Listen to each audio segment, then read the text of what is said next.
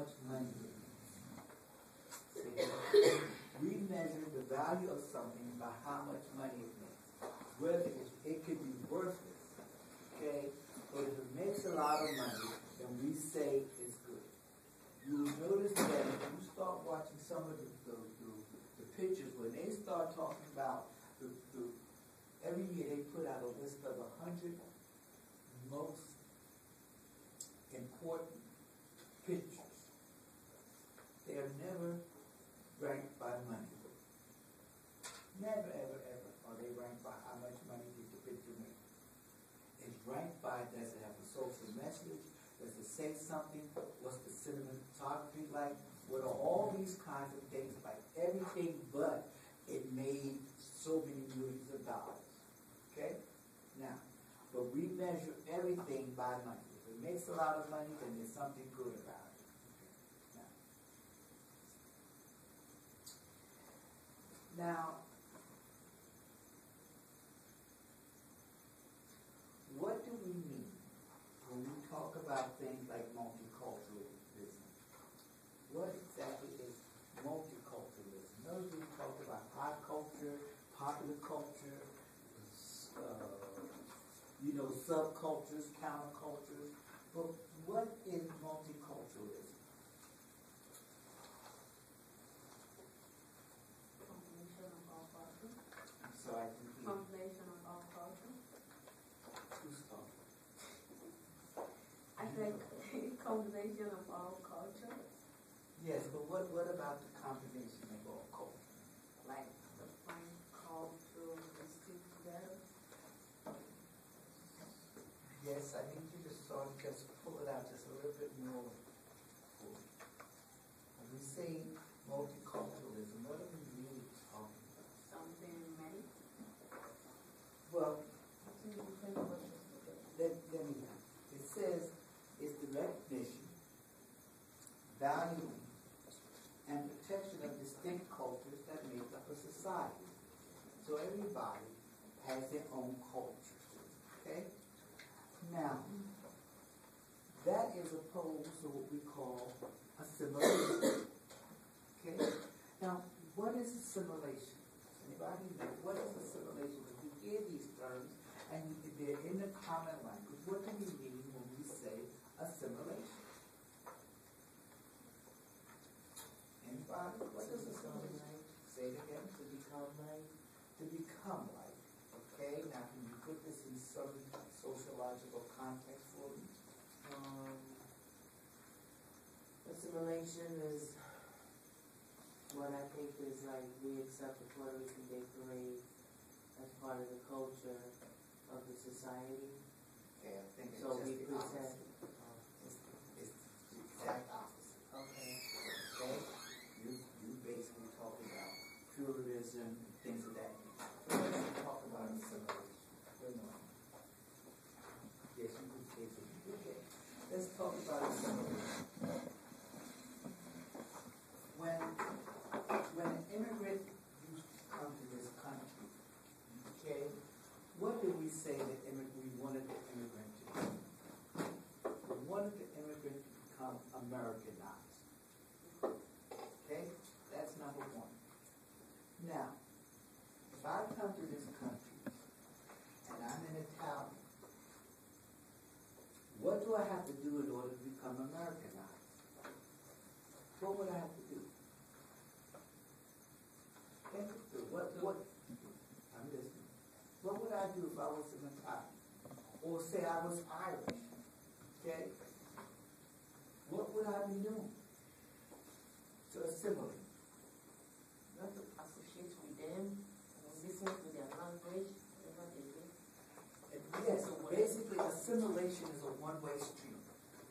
Okay? When I come over, if I'm going to be assimilated and become an American, I need to give up my culture for the American culture. Okay? That's what we call assimilation.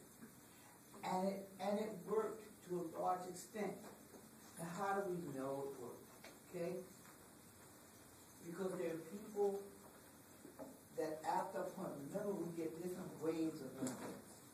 And after a certain point, it turns out that people who came in from Italy, their parents would speak Italian.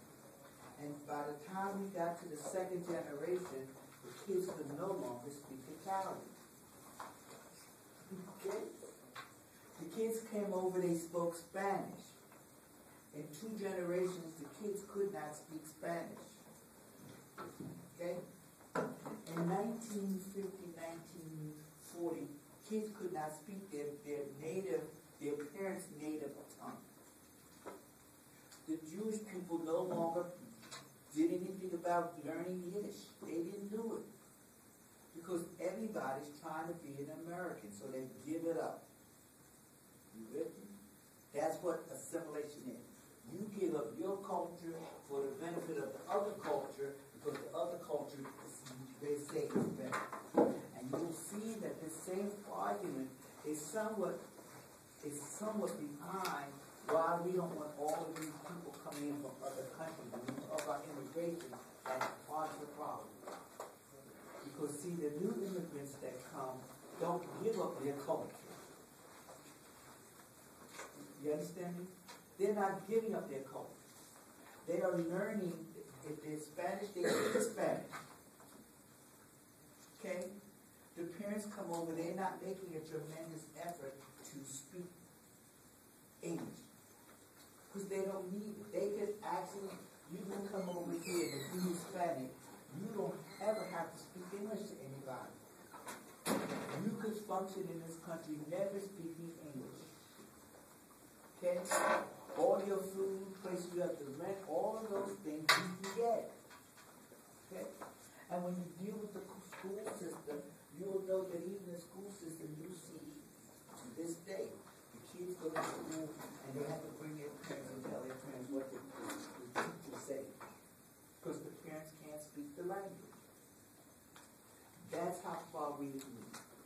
Now, this is more my story. Okay? All of this happened through the Civil Rights Movement. Okay? And the Civil Rights Movement of the 60s changed the whole complexion and direction of the country. Okay, that's what happened. Okay? Because all of a sudden, somebody started saying, look, why is everybody giving up everything to be like this, like this country said we're supposed to be, and all they do is keep you downtrodden anyway. So what happens is that you'll see that everybody entrenched. So even if they talk about the black movement, trust me, there was a Hispanic group going on, there was a women's movement going on, there was a Jewish movement going on, okay? And you'll see that all of the efforts we started retrenching and saying, yes, you know, what we hear is probably right. Why are we giving up everything when this country professes? Remember we said there's the ideal and there's the real. And the idea was that this country accepted everybody. But in reality, what it meant was you should give up everything for the sake of the majority. There's your idea and real. Okay? And so during the Civil Rights Movement, everybody sat back and retrenched. Okay? And everybody stopped trying, and I'm not saying this in a negative way. There was a time when everybody was just trying to marry outside of their group. Not that they were doing it. But you see today, when people do that, it's more because of one of, how can I say it? The country's becoming more pluralistic than one of, I want to eliminate my group heritage. There's a difference in the thought pattern. Okay? Now, so that's that. And now what you start seeing is you see enclaves of groups of people. You see enclaves of Indian people, enclaves of African people, enclaves of Caribbean people, enclaves of Hispanic people, and they might even say, these are Puerto Ricans, these are Mexicans, these are Cubans. You see all those enclaves of people linked together. Now, I'm not saying that that's bad, because that's still think that what's happening to them, we still have an overall dominant culture that the people accept. But they don't have to give up themselves in order to accept the dominant culture, which is good. Okay? Because we all know that we want people to go to school. We all know that we all believe, this has been inculcated in us, that education is the key to success.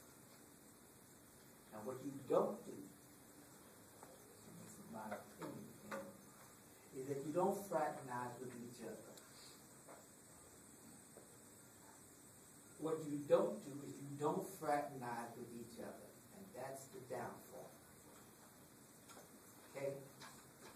We're getting to the point that all the ethnic groups stay within themselves.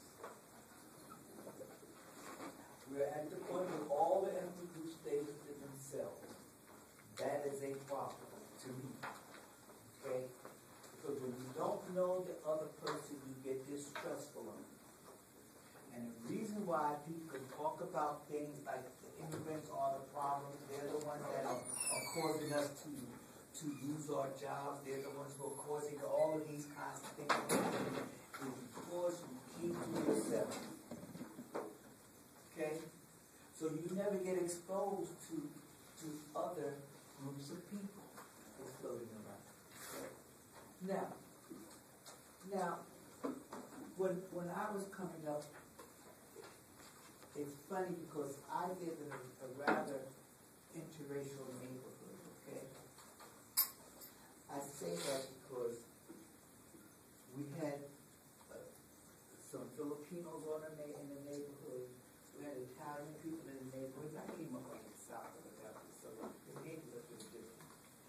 And what happened is, and we had some Spanish people and some Chinese people, and you know that we always go to the Chinese store to buy all Chinese food at that point, and blah, blah, blah, blah, blah. And there were bakeries on the corner. Everybody was there.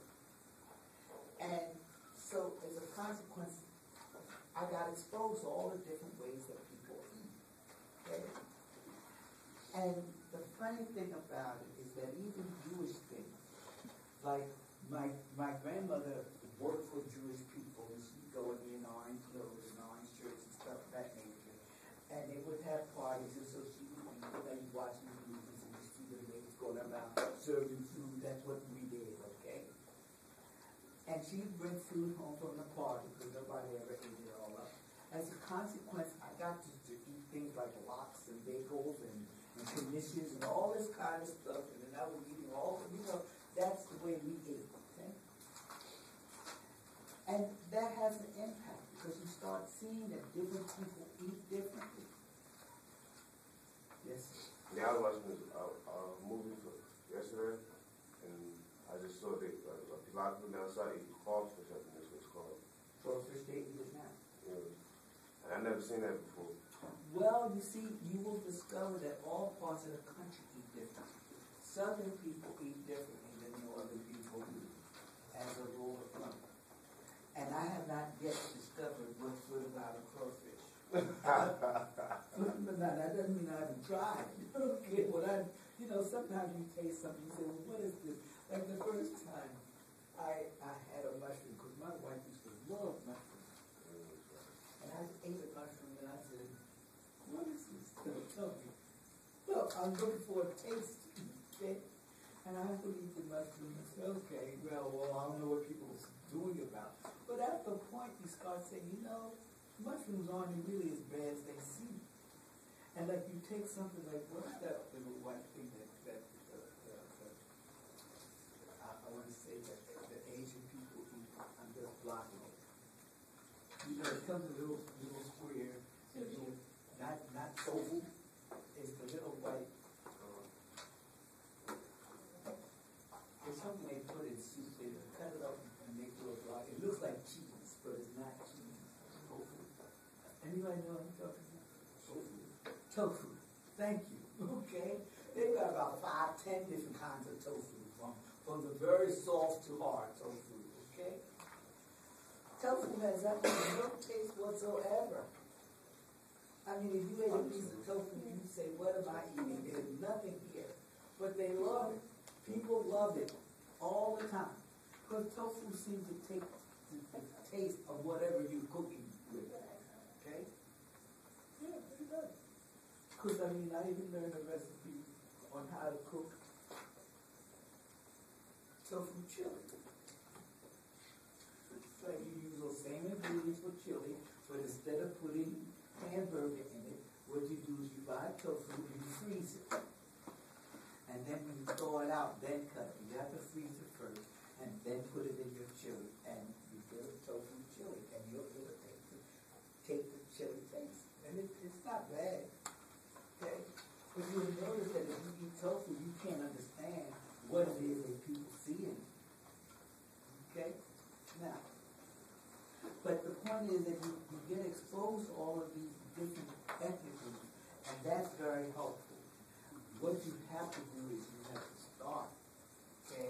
When you notice which groups of people that as they come into the country, which groups start trying to get acclimated, you'll see Oriental people running for Congress and running for mayor. You see Indian people running for Congress, running for mayor, okay? You begin to see Hispanic people run for Congress and run for mayor, okay? That's the way you take part in the system. But at the same time, when the people run, they have to be the representative of all the people. They can't just represent their group, which is what the group wants them to do. Okay, that's the problem. Okay? They can't go in there and say, well, I'm just going to run for office. Now, what we have not seen is we have not seen a lot of people from the African continent running for office. We have not seen that yet. But that's what has to happen. We've got to have all the groups of people represented. Okay? Now,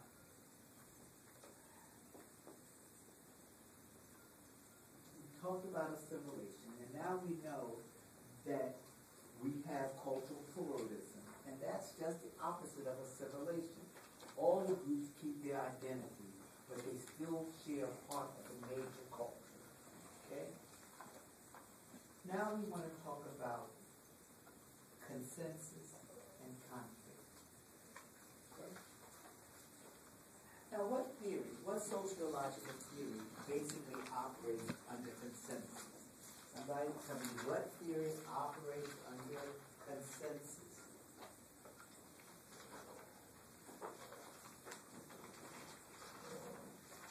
What sociological, what major theory is a consensus theory? Conflict. No, not